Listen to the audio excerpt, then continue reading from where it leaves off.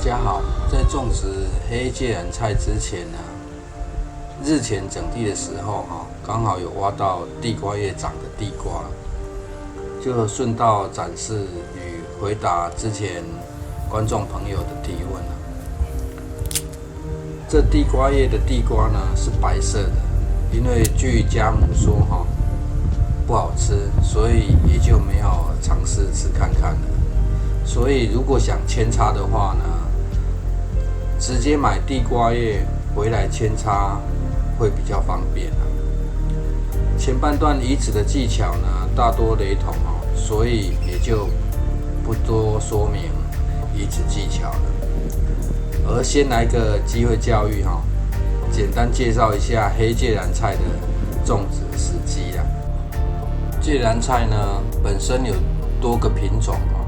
但据说黑芥蓝菜比较好吃，而黑芥蓝菜呢也比较耐热一年四季都可以种植。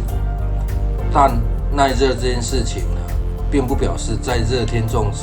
就可以很顺利。通常呢，原生种属于冷天的菜，经过改良以后呢，很多菜都可以变成怎样，四季都可以种植了。买来的种子也是这样说但实际看说明就可以发现还是有气温上的限制但为何还说一年四季都可以种植？反复测试以后呢，觉得这句话很多时候是在说，经过改良的品种会比较不在乎日照长短，所以才会一年四季都可以种植，但气温还是得怎样加以控制这类型的菜呢，就可以透过降温装置进行种植。但是有的菜呢，对温度的容忍度比较高，不太在乎生长时的温度。然而对于日照长短却影响非常大。这些菜呢，家庭种植大概就别逆天行事了，会非常麻烦。也许你觉得减少日照并不难但是要把黑叶加长就会很麻烦。而夏天可耐高温又可承受高日照的菜就不多了，加上夏天呢又时常雨后强日照想轻松种植呢真的太难了。因此就算是在乡下很多家庭种植的空间呢就会自动缩小今年我算是学乖的部分空间就直接休耕养地人定胜天这回事呢，暂时就让高手来就好。个人不想太逆天了而觉得把时间拿来改善环境会比较实际所以呢，前阵子才很少在种菜。有趣的事情来了前半部呢，移植的细节呢，就跟一旁玉米笋移植的概念几乎雷同所以就没有再详细说明细节，而拿来分享一些个人的想法。现在要做的这个措施呢，其实感觉有趣多了。这种十字花科的菜一般田间种植呢是采用慢捏的方式慢捏的方式呢，除了是因为比较省事之外呢，十字花科进入成熟期很多时候呢就不能从上方浇水从上方浇水的话呢，果实很容易就会烂掉。但这才种几棵就直接仿做一个小型的烟蔓沟槽毕竟我还是得怎样用手动浇水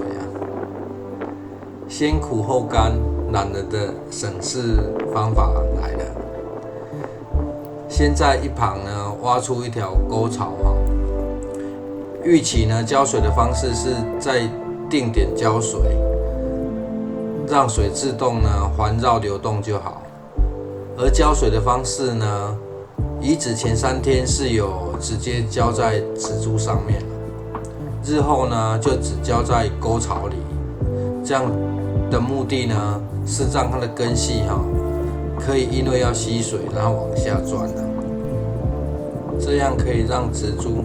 更提早强健稳固。若是把水都浇在靠近表面呢，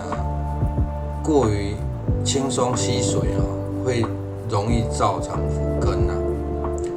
而现在这个动作呢，也算是在偷懒懒得再调整怎样沟槽的高度啊，而是在找一个理想位置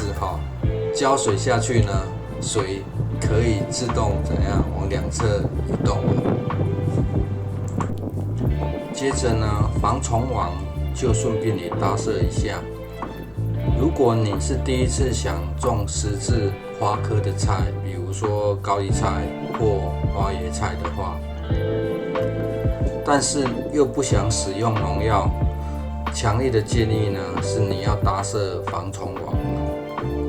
去年在后院利用巧思使用一些现有的资材来搭设防虫网，效果就非常好。网子搭设完成呢，几乎就可以进入放养的阶段了，只需要再浇水就可以了，然后就等着收成了。否则如果不盖网又不想施药的话，抓虫你真的是会抓到起笑。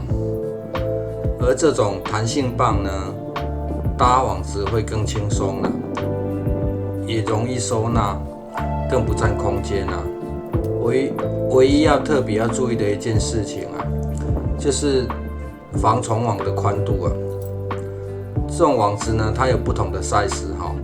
如果太小件的话呢，之后那个菜长高以后，万一碰到网子呢，那个菜蛾虫就会马上靠过来，在上面下卵了。所有的努力呢，你就功亏一篑了。而到目前为止呢，因为菜还很小颗啦，只要确实简单压住防虫网就可以了。